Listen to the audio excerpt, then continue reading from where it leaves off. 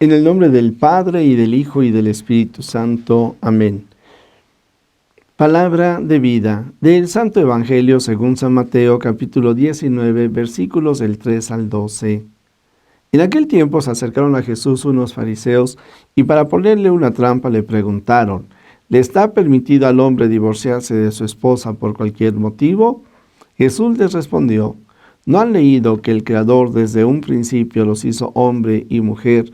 Y dijo: por eso el hombre dejará a su padre y a su madre para unirse a su mujer, y serán los dos una sola carne, de modo que ya no son dos, sino una sola carne. Así pues, lo que Dios ha unido, que no lo separe el hombre.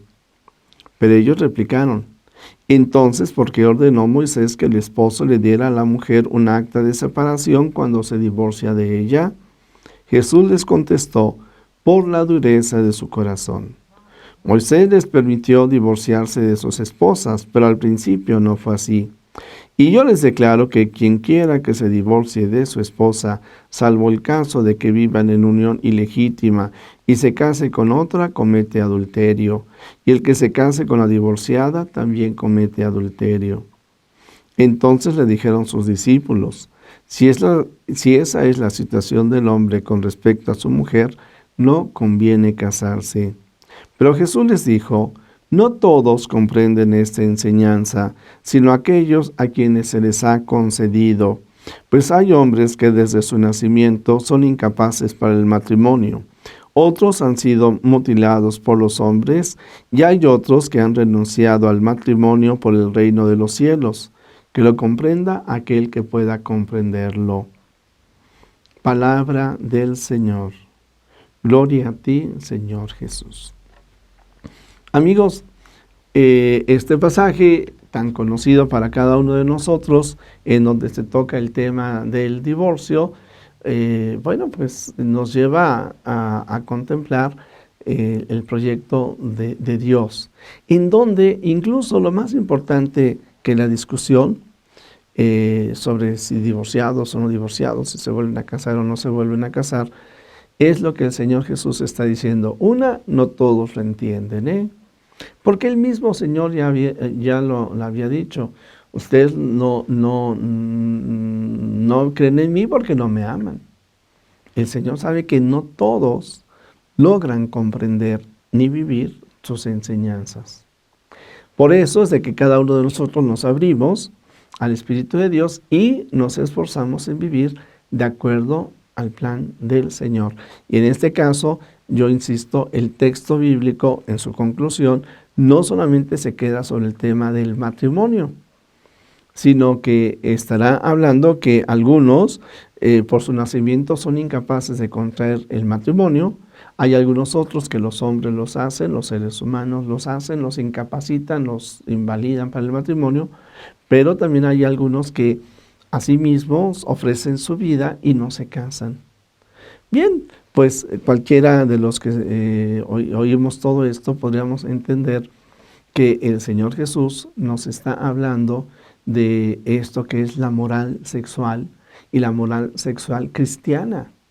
No me lo va a entender alguna persona que dice: yo con mi cuerpo hago lo que quiero, y por eso en la ideología de género, que tengo 112 maneras diferentes de hacer con mi cuerpo lo que yo quiero.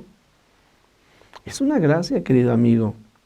Es una gracia el de que nosotros podamos encontrar nuestra identidad en la vida, no solamente en lo sexual, sino podamos encontrar nuestra identidad personal contemplando la realidad y escuchando la palabra de Dios. De esta manera, cada uno de nosotros podríamos pensar en lo siguiente. Por ejemplo, para obtener un título profesional, pues hay quienes se va a esforzar y entonces sacará el 10, Habrá algún otro que diga: no, yo me contento con el 8 y más del 6 es vanidad. Habrá alguno que pasará copiando, habrá alguno otro que incluso le dé lo mismo, reprueba y no le interesa obtener ningún título, se queda a medio camino, y habrá alguno que incluso pues lo compre. Bueno, y entonces cada uno de nosotros podríamos hacernos esta pregunta: ¿quién será más feliz? ¿Quién se sentirá más seguro en la vida? Bueno, pues lo mismo ocurre ahí cuando nosotros tenemos clara conciencia para qué hemos sido creados y qué es lo que nosotros podemos hacer para ser felices. Bueno, pues los errores más fuertes que hoy tendríamos y que hacen que perdamos el rumbo, ya uno de ellos lo mencionaba, la ideología de género. Y junto con ello, entonces, el relativismo, que hacen que cada persona piense que da lo mismo si yo, volviendo al ejemplo del estudio, si es de que yo estudio, si no estudio, si obtengo un título, no lo tengo, si de alguna manera yo realizo mi vida a la y se va. Fíjense que cuando nosotros hablamos de la moral, es importante que cada uno de nosotros sepamos que definitivamente la moral nos ayuda a vivir de acuerdo al plan de Dios y entonces nos realizamos en nuestra vida diaria. Por eso el Señor Jesús dice, no todos lo entienden, pero si yo soy cristiano y además tengo esta moral cristiana, bueno, pues sé que existen otras realidades, pero estas son mis opciones. En una ocasión un muchacho que se decía gay, yo le dije, ¿usas plumas? No, bueno, pues entonces no te califiques como gay, porque a veces es un término tan amplio. A lo mejor quizás tienes inclinación hacia personas de tu propio sexo, pero no eres gay, por un lado. Pero por otro lado, si dicen que eso es una decisión, pues tú puedes decidir ser hombre.